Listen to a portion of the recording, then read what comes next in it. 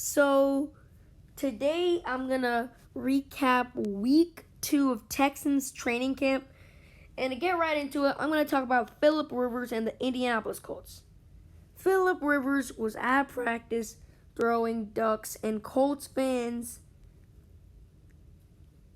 they're trying to cover for him. This is exactly what Phillip Rivers has done. The Colts, they're not a very good football team.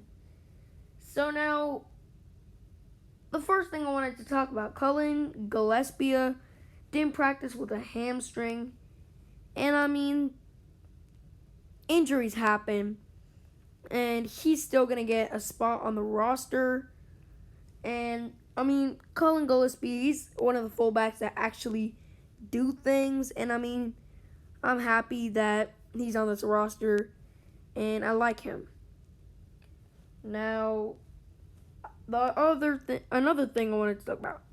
Isaiah Coulter, apparently dude has been doing good, and second that we drafted him, I thought he was straight up IR stash.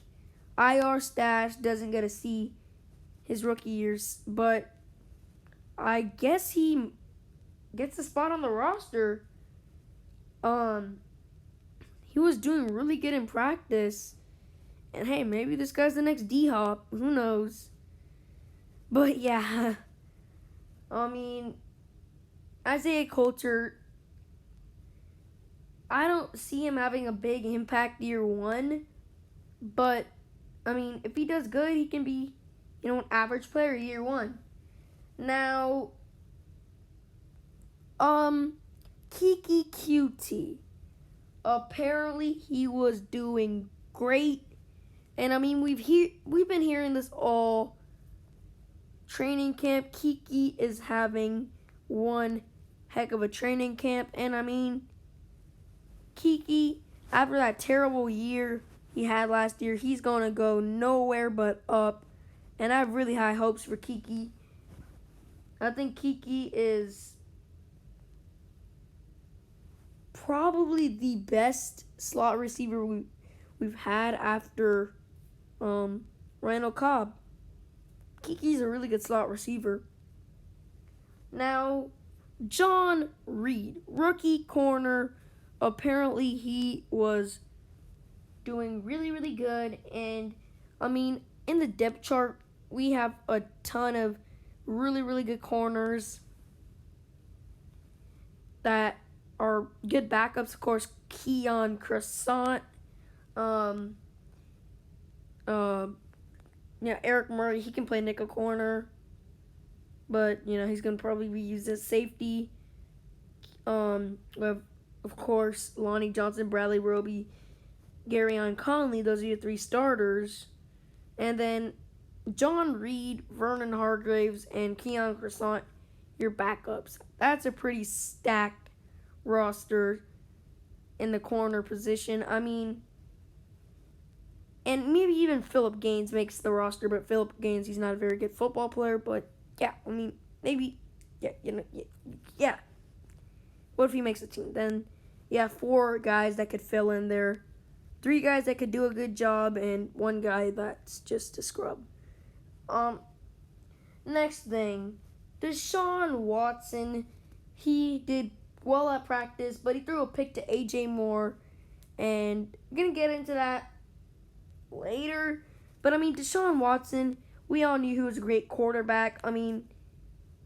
I guess I did expect him to take his game to another level this year because of all the new weapons he has, but yeah, we already knew coming into this year that he was a really good quarterback, a top 3 quarterback, and you got Russell Wilson, Patrick Mahomes, and Deshaun Watson.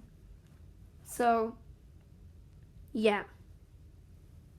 Deshaun, a pick is a pick. Like, everybody throws it. Russell Wilson is throwing picks. Mahomes is throwing picks. Wentz is throwing picks. Everybody throws interceptions. So, and this is even training camp, so I don't mind it at all. Now, next thing. New DB blitzes. And this is great because Romeo Crennel never sent blitzes. Romeo Crennel, occasional McKinney blitz. And Anthony Weaver, blitzing A.J. Moore, blitzing Bradley Roby, sometimes he's blitzing everyone. New DB blitzes. And this is going to help Watson's game. And this is going to help the defense. Anthony Weaver is the perfect coach for blitzing. He learned from Rex Ryan. And Rex Ryan, he loved to blitz. And so does Anthony Weaver. Now, next thing. Deshaun Watson, again, doesn't make continuous mistakes according to Justin Reed. And we all knew that he doesn't make continuous mistakes. I mean, if he makes a mistake, he sees it. He's like, okay, I saw what happened. Let's choose a different play that doesn't involve that. So, yeah, Deshaun, he doesn't make continuous mistakes. Now, next thing. A.J. Moore shines. He is literally the guy on defense that is shining. And, I mean, if A.J. Moore can contribute to this team in some other way than special teams, I think that's good. I think A.J. Moore might be getting that third safety spot after Justin Reed and Eric Murray. I think he might be getting that third spot, and that is good because I think he is better than everybody on that depth chart, like Michael Thomas. Maybe he's not better than Jalen Watkins, but I think he's definitely better than Michael Thomas and Jonathan Owens, who I don't even know who he is, but yeah, apparently he's on the roster. Next thing, Jordan Akins. Dude sucked. No, I was just kidding. Jordan Akins, apparently he did well. This is good for the Texans, but it sucks for me because I do not like Jordan Akins. I do not like Darren Fells. In my opinion, he'd be the third best tight end because I just absolutely don't like Darren Fells. I'd want to cut Darren Fells on the spot if I were Bill O'Brien, or trade him to some team like Washington.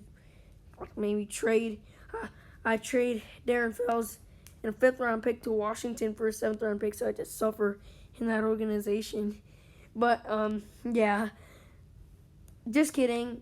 Or I'm not kidding, but all jokes aside, I mean, this is good for the Texans, but Jordan Akins, I really think he wasn't anything special. But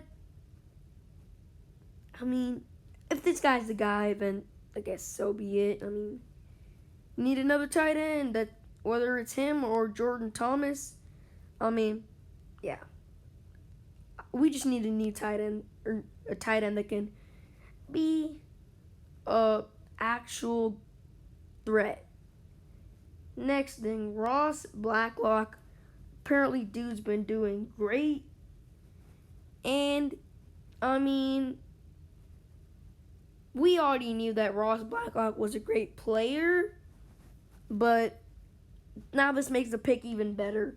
Ross Blacklock, the guy, he is just a great football player, a great football mind, and he is a genius when it comes to playing the defensive tackle position. He can push the pocket. You know, he can do all sorts of things. Now, the Texans are supposed to be having scrimmages here pretty soon. And honestly, I'm excited for the scrimmages to see how these players are doing. And O'Brien, of course, it's a non-contact practice because O'Brien doesn't want to risk anyone getting hurt. And I kind of agree with him there because why have a player like Justin Reed or Bradley Roby or Watson or Cunningham get hurt in a meaningless practice? I mean, it's just stupid. So, yeah. I actually 100% agree with O'Brien about not wanting to let these players get hurt. So, I mean, yeah, that's just right. I mean, it would be good to watch it, but who in the world wants Andy Reid or Bill Belichick seeing what the Texans are doing?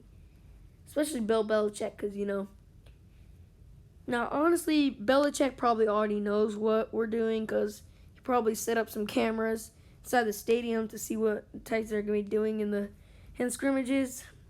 I mean, that's classic Belichick, but all jokes aside, I mean, I agree that scrimmages should not be streamed. Well, not all of it.